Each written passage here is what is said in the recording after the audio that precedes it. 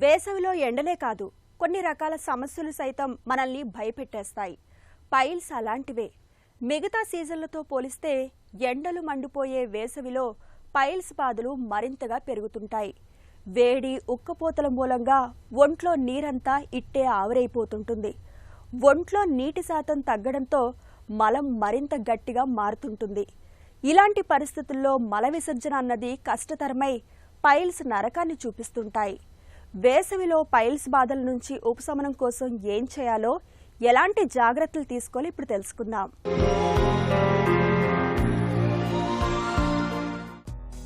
పైల్స్తో బాధపడుతున్నప్పుడు ఆసనంలో నొప్పి, మంట, రక్తస్రావం జరగటం, ఈ బాధలన్నీ మనకు అనుభవంలోకి వస్తూ ఉంటాయి. ముఖ్యంగా ఎండలు మండిపోయే వేసవి సీజన్లో పైల్స్ బాధలు మరింత తీవ్రంగా మారుతూ ఉంటాయి.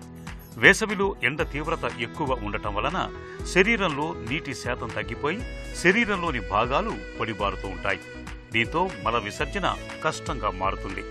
మల విసర్జన సాఫీగా జరగక బలంగా మొక్కటం వల్ల మలాశయం వద్ద ఉండే కండరాలు, రక్తనాళాలు ఒత్తిడికి గురై మరింతగా ఊపుతూ ఉంటాయి. దీంతో పైల్స్ బాధలు మరింతగా పెరుగుతూ ఉంటాయి.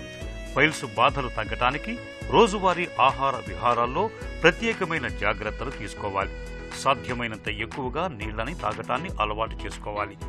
మజ్జిగలో కొద్దిగా ఉప్పు మరియు కొద్దిగా నిమ్మరసం పిండి తీసుకోవటం మంచిది. అల్లం, తేనె, నిమ్మరసం, పుదీనాను నీళ్లలో కలిపి తీసుకోవటం వల్ల పైల్స్ బాధల నుంచి మంచి ఉపశమనం దొరుకుతుంది. అర టీ స్పూన్ జీలకర్ర పొడిని ఒక గ్లాస్ వాటర్లో వేసి నిత్యం తీసుకుంటూ ఉంటే పైల్స్ బాధల తీవ్రత చాలా వరకు తగ్గుతుంది. ఒక గ్లాసు నీటిలో కొద్దిగా ఉల్లిపాయ రసం, కొంచెం పంచదార కలిపి తీసుకోవటము మంచిదే.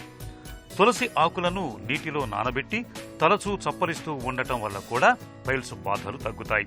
కరక్కాయతో తయారు చేసిన కషాయం రోజు ఉదయం, సాయంత్రం తీసుకోవటం ద్వారా పైల్స్ బాధల తీవ్రత బాగా తగ్గుతుంది.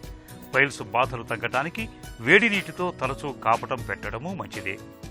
పైల్స్ మరింతగా ముదిరిపోకుండా ఉండటానికి మలబద్ధకం లేకుండా చూసుకోవాలి.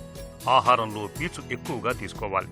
రోజు మొత్తంలో సాధ్యమైనంత ఎక్కువగా నీళ్లను తాగుతూ ఉండాలి. మానసిక ఒత్తిళ్లకు దూరంగా ఉండాలి. నిత్యం కాసేపైనా వ్యాయామం చేయటాన్ని అలవాటుగా మార్చుకోవాలి. పైల్స్ బాధలు బాగా తీవ్రంగా ఉన్నప్పుడు నిపుణుల పర్యవేక్షణలో కొంతకాలం పాటు ఔషధాలను వాడుకోవాలి.